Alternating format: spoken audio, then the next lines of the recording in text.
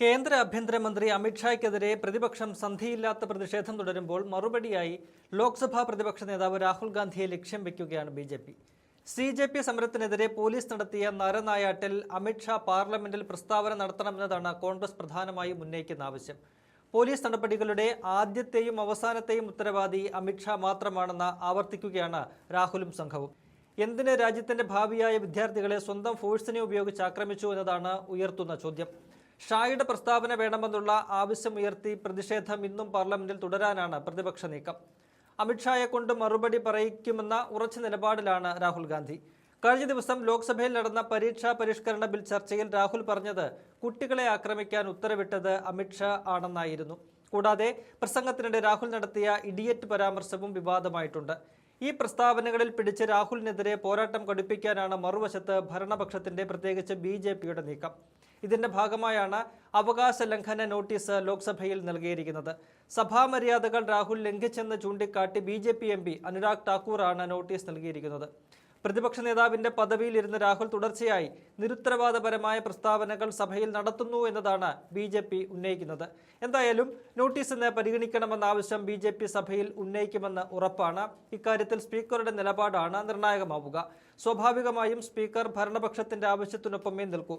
എന്നാൽ പ്രതിപക്ഷ ബഹളത്തിനിടയ്ക്ക് സഭാ നടപടികൾ എങ്ങനെ നടത്തുമെന്നതാണ് സ്പീക്കർ നേരിടുന്ന പ്രധാന പ്രശ്നം. ഇന്ന് പാർലമെന്റിന്റെ 2 സഭകളും സ്തംഭിപ്പിക്കാൻ പ്രതിപക്ഷം തീരുമാനിച്ചിട്ടുണ്ട്. അത് ഉറപ്പിച്ചു തന്നെയാകും പ്രതിപക്ഷം ഇന്ന് ലോക്സഭയിലും രാജ്യസഭയിലും എത്തുക. അതേസമയം പ്രതിപക്ഷത്തിന്റെ തുടർച്ചയായ ബഹളത്തിനിടയിലും സർക്കാർ സുപ്രധാനമായ 2 ബില്ലുകളാണ് കഴിഞ്ഞ 2 ദിവസങ്ങളിലായി പാസാക്കിയെടുത്തത് എന്ന് നോക്കണം.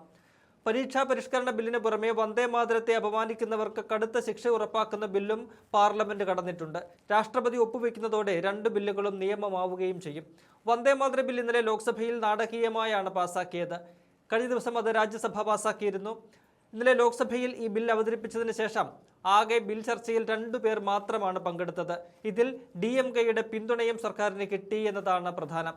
പ്രതിപക്ഷം ബഹളം വയ്ക്കുന്നതിനിടെ ബിൽ അവതരിപ്പിച്ചപ്പോൾ DMK MP കനിമൊഴി ബില്ലിനെ എതിർത്ത് സംസാരിച്ച് ചർച്ചയ്ക്ക് തുടക്കമിടുകയായിരുന്നു. പിന്നാലെ BJP MP സാംബിത് പത്രയും 2 മിനിറ്റ് സംസാരിച്ച് ബിൽ പാസാക്കിയെടുത്തു. ഇതോടെ ഇനി വരുന്ന ഭരണഘടനാ ഭേദഗതി ബില്ലുകളിൽ DMKയുടെ നിലപാട് എന്താകുമെന്നത് നിർണായകമായിട്ടുണ്ട്.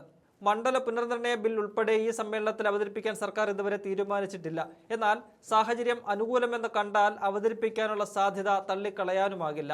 2 മാസം മുൻപ് ഇതേ ബിൽ ലോക്സഭയിൽ അവതരിപ്പിച്ച് പരാജയപ്പെട്ടതാണ് സർക്കാർ. എന്നാൽ പിന്നീടുണ്ടായിരിക്കുന്ന രാഷ്ട്രീയ മാറ്റങ്ങൾ ഏറെ നിർണായകമായിട്ടുണ്ട്. അത് പ്രതിപക്ഷത്തിനും കോൺഗ്രസിനും അത്ര ശുഭകരമല്ല എന്നതാണ് പ്രധാനം.